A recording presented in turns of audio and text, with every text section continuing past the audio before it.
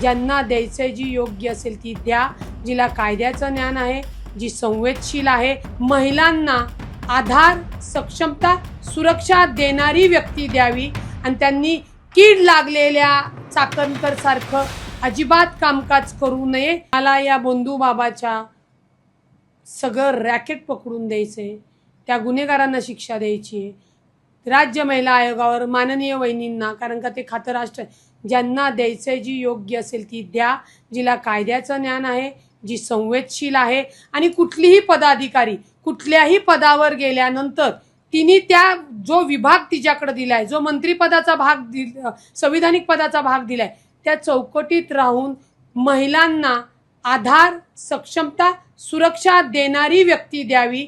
जी कोणी होईल त्यांना शुभेच्छा आहे आणि त्यांनी कीड लागलेल्या चाकणकर सारखं अजिबात कामकाज करू नये, अशी ती ज्या पदावर ज्या कोणी येतील त्यांनाच तशा शुभेच्छा देते। नाही, राज्य महिला आयोगावर मी का नाही जाणार, कारण का मी राज्य महिला आयोगाचं काम काय आहे, अहवाल द्या किंवा तक्रार दाखल झाली नसेल तर तक्रार दाखल करून घ्या, तिला आधार द्या, त्यांच्या कुटुंबांना भेट द्या, म्हणजे त्या मर्यादित कामकाज करावं लागतं आणि मी त्या मर्यादित कामकाज का करू शकत नाही, मला ते आवडत नाही। त्याच्यामुळे त्याच्यावर राष्ट्रवादी पक्षामध्ये अनेक कर्तृत्ववान महिला आहेत, त्यांना त्यांनी संधी द्यावी। शेवटचा प्रश्न आहे की योनी पूजा असू द्या किंवा ते काय वायग्राची गोळी त्याने पाजली, ओशो वायग्रा सिरप, याच्यासारखे आणखी काय नेमके प्रकार घडलेले? नाही बाबा, मला नाही माहिती, मला नाही माहिती कुठले। मी ते अंजली धमानियाकडनंच ओशो व्हायग्रा सिरप घाण, अरे ऐकलं तरी हे बघ अंगावर काटा आला। घाणेरड योनी पूजा, अरे कामाख्या देवी आहे तिथं, तिचं प्रतीक आहे किंवा काय आहे, तिथं नमस्कार करतो आपण। हे अघोऱ्यांनी, विकृतांनी त्याचा नाश करून टाकलेला आहे। त्याच्यामुळे असल्या घाणेरड्या पूजेचं आहे ना समर्थन चाकणकरबाईंनी केलं, याचंच दुःख आहे। चाकणकरांचं राजकारण संपलं म्हणायचं, आता ते त्यांना त्यांचंच माहिती। राजकारण संपलं का, ब्युटी पार्लर सुरू केलं का, मोहिनी वश सुरू केलं, पण एक लक्षात आलं एवढ्या सगळ्या प्रकरणात, चाकणकरांकडे तंत्रमंत्र विद्याची PhD आहेत, त्या तेवढ्या शिकलेल्या आहेत। यदा कदाचित जे आता त्या बंधू बाबाच मला वाटतं चाकणकर बाईकडे येईल की माझा हात बघा, जज मला कधी जामीन देणार आहे म्हणून। कुणाला धमक्या देता या पोकळ? अशीच धमकी त्यांनी त्या खबरदार पुढारीवाल्याला दिली की ज्यांनी या बंधू बाबाचा भांडाफोड केला होता, त्याच वेळी यांनी कारवाई केली असती तर आज एवढ्या महिला अत्याचाराला बळी पडल्या असत्या का? मी काय कारवाई करणार आहे? अक्कल आहे का डोक्याचा भाग? कीड लागलेली आयोगाची अध्यक्षा। चाकणकरांचं सुद्धा म्हणालेलं आहे, काल राजीनामा दिल्यानंतर त्यांचं असं म्हणणं होतं की हे जे फोटोज आहेत ते 5 वर्षांपूर्वीचे आहेत, त्यानंतर त्या बाबाने काय केलं ते मला माहिती नाही, ते त्याचं वैयक्तिक आयुष्य। बरोबर।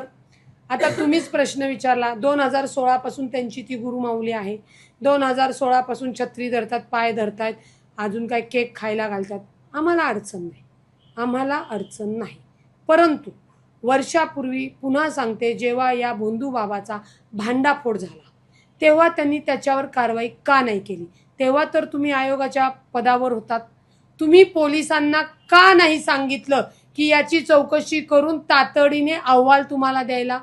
त्यांना या सगळ्या गोष्टीची माहिती होती की त्यांचा गुरुमाऊली बोंद्या बाबा हा महिलांच्या शरीराशी खेळतोय, विकृत चाळे करतोय, त्यांना शारीरिक शोषण करतोय, लैंगिक अत्याचार करतोय, हे माहिती असून सुद्धा राज्य महिला आयोगाच्या अध्यक्षा यांनी मूग गिळून बसल्या होत्या आणि पीडिताची बाजू न घेता त्यांनी या बंधू बाबाच्या बाजूने पोलिसांना सुद्धा पत्र दिलेली आहेत, गुन्ह्याचा तपास होऊ नये म्हणून दबाव टाकलेला आहे।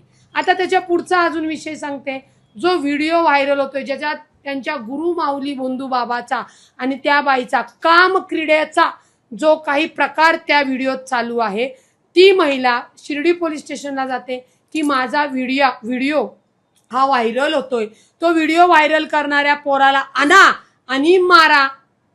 याच्यासाठी कोण फोन करतंय? राज्य महिला आयोगाची कीड लागलेल्या चाकणकर बाई। कोणत्या अधिकारातनं केलं? संविधानिक पद होतं म्हणूनच केलं ना. का नाही तुम्ही त्या महिलेला सांगितलं की तुझ्यासोबत जर काही चुकीचं घडले किंवा नाही घडले तू त्याची तिथं जबाब दे, त्याची माहिती दे. तपासामध्ये जाणीवपूर्वक चाकणकरबाईंनी अडथळा आणला फक्त आणि फक्त भोंदू बाबाला वाचवण्यासाठी. त्याच्यामुळे त्यांनी नैतिकतेच्या, कायद्याच्या तर त्यांना बुद्धीच नाहीये, त्यामुळे बोलूच नाहीये. आणि त्यांनी जे काही स्टेटमेंट केले त्याच्यावर तुम्हीही पत्रकार प्रश्न विचारतात. तुमचं तरी शिक्षण झालंय का नाही मला असं विचारावं असं वाटतं. कोणती बदनामी? तुम्हीच झाल्यात उघड्या, तुम्हीच भोंदू बाबाला मदत करताय आणि आमची कुठली बदनामी केली? आणि त्यातनं करायचं तर पाठवा नोटीस, आम्हीही बघतो कोर्टामध्ये दूध का दुधावर पाणी का पाणी. आणि त्यांनी जे सांगितलं की हा फोटो तो फोटो द्या ना कोर्टामध्ये, होऊ द्या ना. तुमचा अनामिका कापलेलं जे काही फोटो आहे तो आमच्याकडं अचानक तर नाही आला. बर तो फोटो नाही आला तर अनेक लोकांचे फोटो पोलिसांनी घेतलेले, त्या फोटोला तुम्ही काय करणार आहात? हीच भीती आम्हाला होती की त्या पदावर राहिल्या असत्या तर त्यांनी निश्चित हे सगळे पुरावे नष्ट केले असते. आणखी त्याचा फोटो होता समोर होता अनामिका कापलेला. हो, आमचेच प्रांत अध्यक्ष सुनील तटकरे साहेबांचा. मग मी तेच म्हणते ना, आता काय ही बोटं आम्ही कापायला लावली का?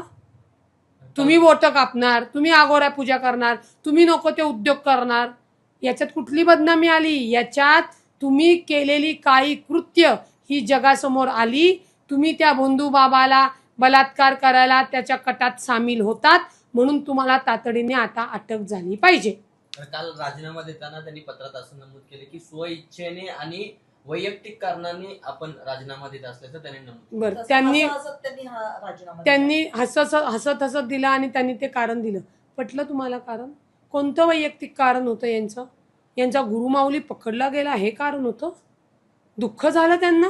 कोणतं व्यक्तिगत कारण होतं? अहो, तुम्ही गुन्हेगाराला साथ दिली, तुमच्यामुळे महिलांवर अन्याय, अत्याचार, बलात्कार झाले म्हणून तुम्हाला राजीनामा तुम्हाला द्यायचे आदेश मुख्यमंत्री साहेबांनी दिले. पाय उतार केलं तुम्हाला. कुठली नाटंकी आणि नोटंकी सांगताय? तो बाबा बसलाय आतमध्ये जो तुम्हाला सांगणार होता की जा तिथं आणि हे कर, हे तुझं काम होईल. गेले ते दिवस ताई, ओ कीड लागलेल्या ताई, गेले दिवस. आता या, तुम्हाला फिरू देणार नाही महाराष्ट्रामध्ये. तुमच्यामुळे महिलांवर नको ते अत्याचार, बलात्कार होऊन आमच्या महिलांचं मानसिकता बिघडली. आमच्या घरातले, महाराष्ट्रातल्या घरातले लोक आता महिलांना बाहेर पाठवणार नाहीत, लक्षात घ्या. काल राजीनामा दिल्यापासून एका सक्षम महिलेची राज्य महिला आयोगाच्या अध्यक्षपदी निवड व्हावी अशी मागणी होते. त्यामध्ये तुमचं देखील नाव येतंय. पक्षाने संधी दिली तर तुमची भूमिका काय असणार आहे? आधी मला या भोंदू बाबाच्या सगळं रॅकेट पकडून द्यायचंय, त्या गुन्हेगारांना शिक्षा द्यायची. राज्य महिला आयोगावर माननीय वहिनींना, कारण का ते खातं राष्ट्र आहे, ज्यांना द्यायचंय, जी योग्य असेल ती द्या, जिला कायद्याचं ज्ञान आहे, जी संवेदशील आहे. आणि कुठलीही पदाधिकारी कुठल्याही पदावर गेल्यानंतर तिने त्या जो विभाग तिच्याकडे दिलाय, जो मंत्रिपदाचा भाग संविधानिक पदाचा भाग दिलाय, त्या चौकटीत राहून महिलांना आधार, सक्षमता, सुरक्षा देणारी व्यक्ती द्यावी. जी कोणी होईल त्यांना शुभेच्छा आहे. आणि त्यांनी कीड लागलेल्या चाकणकर सारखं अजिबात कामकाज करू नये अशी ती ज्या पदावर ज्या कोणी येतील त्यांनाच तशा शुभेच्छा देते.